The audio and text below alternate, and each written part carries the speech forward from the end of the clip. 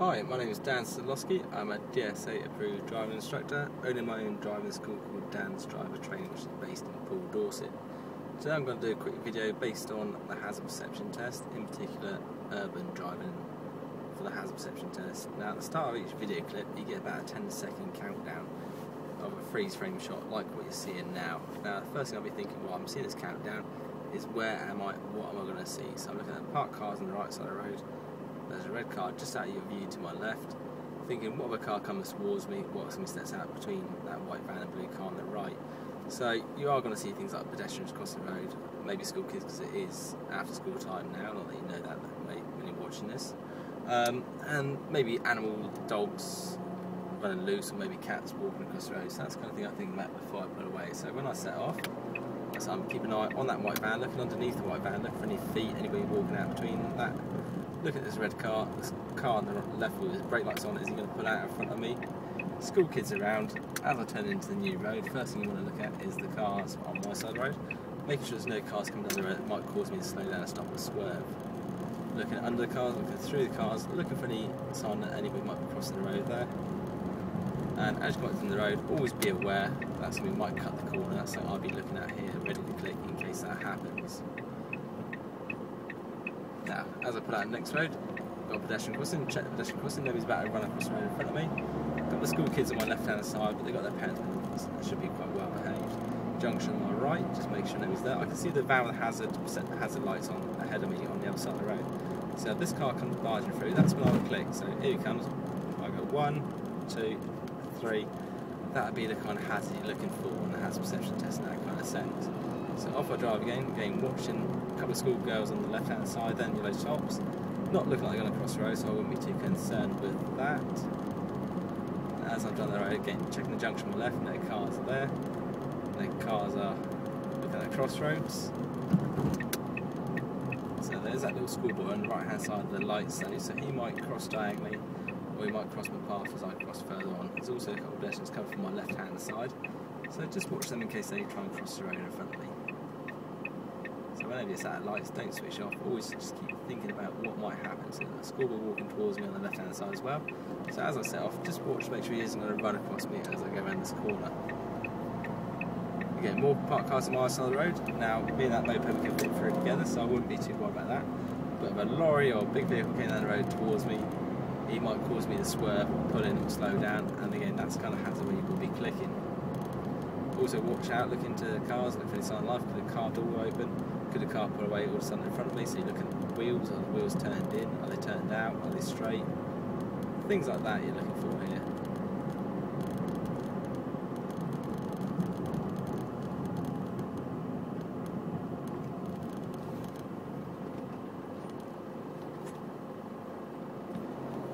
Now as I pull out onto here, I'm on a one-way street, you can tell by the signs. So I'm not really too concerned about cars coming towards me here.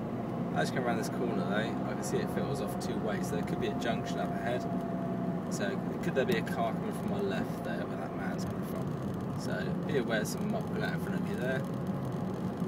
And there he has. And again, although it's one way street, I'm just looking into the cars, under cars, through the cars, even over the top of the cars if possible.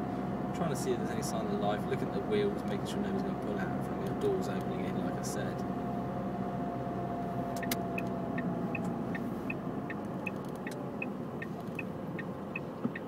Now, when I pull out of here, first thing I notice is there's a bridge, which you will see in a second when I pull out. And although it's a relatively wide bridge for two cars, what if a bus or something else comes like that? That's what I'll be thinking about. So again, be ready to click in case a wider vehicle comes that changes the whole situation.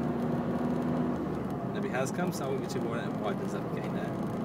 The thing with the hazard perception test is you've got to identify the potential hazards, i.e. the narrow bridge I've just gone over, and also the development hazard, like here, the light's changing, so maybe click, click, click. So they don't normally use light control pedestrian crossings on the hazard perception test as clips, but I said the pedestrian crossing on its own is a potential hazard. The development hazard is the fact the man stood there waiting to cross, so you know the lights can change. Again, as I drive up here, you see the cyclist on the right hand side of the road. Now it's a nice wide road, so all these cars overtaking him aren't really going to affect me. But again, what if a big lorry or bus is coming? things like you'd be aware of. Spot things like this sign on the left here, warning on horse riders. Again, look into any junctions, see if anybody's going to pull out in front of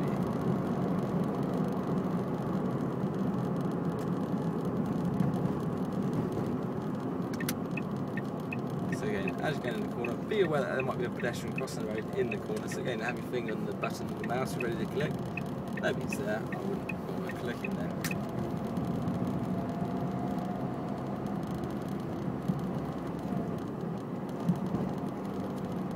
Looking around all these corners, looking into junctions, look if anything's going to cause you a problem. It gets a little bit narrow here, so it's no problem with another car, but again, what if a bus or a big lorry comes, what if somebody's overtaking the cyclist as come over the Browers Hill? That's the kind of things, you know, I can't say it enough, you've got to be thinking about what you might see, what you can, and more importantly, what you can't see, what could be there. So you're just turning right here, just be aware there can be pedestrians crossing the road as I turn into the junction. So you see the school crossing signs, any sign lollipop lady, a couple of school kids on the right with a parent, not really looking like they're going to cross the road, so I wouldn't be too concerned there. And again, keep your eyes peeled in case there's a lollipop lady. Again, look at this car on the left, look through it, look under it, look for any signs of life around that might cause me any problems.